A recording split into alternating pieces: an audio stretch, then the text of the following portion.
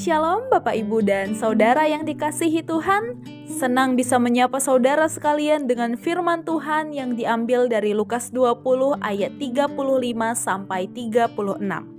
Tetapi mereka yang dianggap layak untuk mendapat bagian dalam dunia yang lain itu dan dalam kebangkitan dari antara orang mati tidak kawin dan dikawinkan, sebab mereka tidak dapat mati lagi.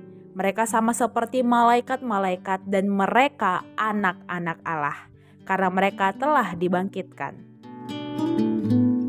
Bicara tentang perkawinan atau pernikahan, menurut saudara sekalian, apa tujuan manusia menikah? Kenapa manusia harus menikah? Saya yakin sekali setiap kita punya pendapat yang menarik soal pernikahan. Namun izinkan saya mengutip tulisan dari Gary Thomas, penulis buku Secret Marriage. Pernikahan itu untuk bertumbuh dalam saling melayani, ketaatan, karakter, pengenalan, dan kasih kepada Tuhan.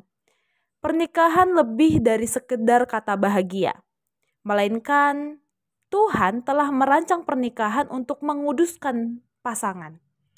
Ini pemaknaan pernikahan yang sangat romantis. Namun bagi kaum Yahudi, pernikahan bukan sekedar bertumbuh bersama dengan pasangan, tetapi pernikahan adalah untuk menciptakan ahli waris. Ahli waris dibutuhkan supaya harta orang Yahudi ini tidak jatuh ke tangan orang lain, apalagi ke tangan orang asing. Untuk menjaga warisan itu, Musa memperkenalkan satu tradisi bernama perkawinan Levirat.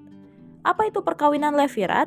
Perkawinan Levirat adalah perkawinan seorang perempuan dengan ipar dari suaminya yang telah meninggal.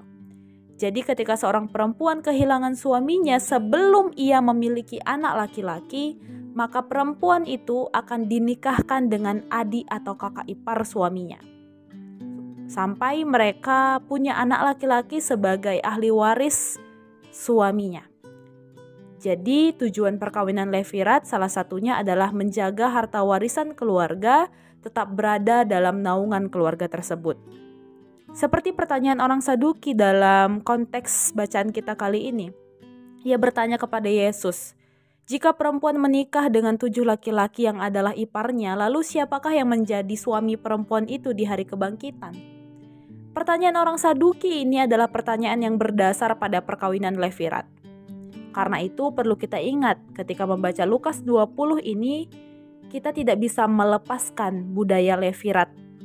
Karena salah satu tujuan pernikahannya adalah demi harta warisan. Karena itu kalimat Yesus tentang tidak kawin dan dikawinkan bukan berarti Yesus menentang perkawinan, melainkan Yesus ingin memperlihatkan betapa sempitnya pemikiran orang-orang Saduki tentang perkawinan dan kebangkitan. Mari kita lihat lebih dalam. Saudaraku, ayat 36 memperlihatkan bahwa kebangkitan adalah keabadian. Dengan kata lain, tidak ada kematian. Jika tidak ada kematian, menurut saudara sekalian, apakah kita masih membutuhkan ahli waris? Tidak perlu. Ahli waris dibutuhkan karena adanya kematian.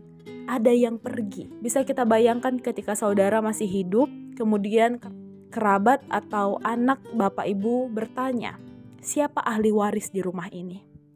Pasti sedih rasanya ketika mendengar pertanyaan itu. Ya, ahli waris dibutuhkan karena akan ada yang pergi. Dalam konsep kebangkitan, Yesus dengan tegas berkata, tidak ada kematian lagi.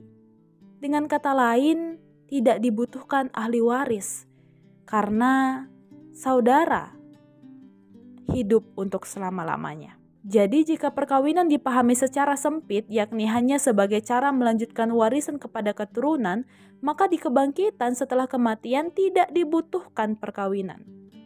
Saudaraku, berada di tengah-tengah dunia ini kerap kali membuat kita melihat harta di dunia ini menjadi sumber atau satu-satunya sumber bahagia kita. Sampai-sampai kita lupa kalau menjadi anak-anak Allah adalah harta yang abadi. Adalah warisan yang abadi, kekal. Seringkali kita menggantikan harta yang abadi itu dengan harta-harta yang hanya memberi kebahagiaan sementara. Padahal kita sudah memiliki harta yang abadi, harta yang dapat kita miliki selama-lamanya, yakni menjadi anak-anak Allah. Saudaraku, harta yang paling berharga adalah menjadi anak-anak Allah. Allah yang hidup kini dan selamanya. Allah yang melihat bahwa kematian bukan akhir, melainkan bagian dari kehidupan. Saudaraku, selamat menikmati hidup hari ini. Selamat menjalani dan melakukan tugas dan tanggung jawab kita menjadi anak-anak Allah yang hidup. Tuhan memberkati.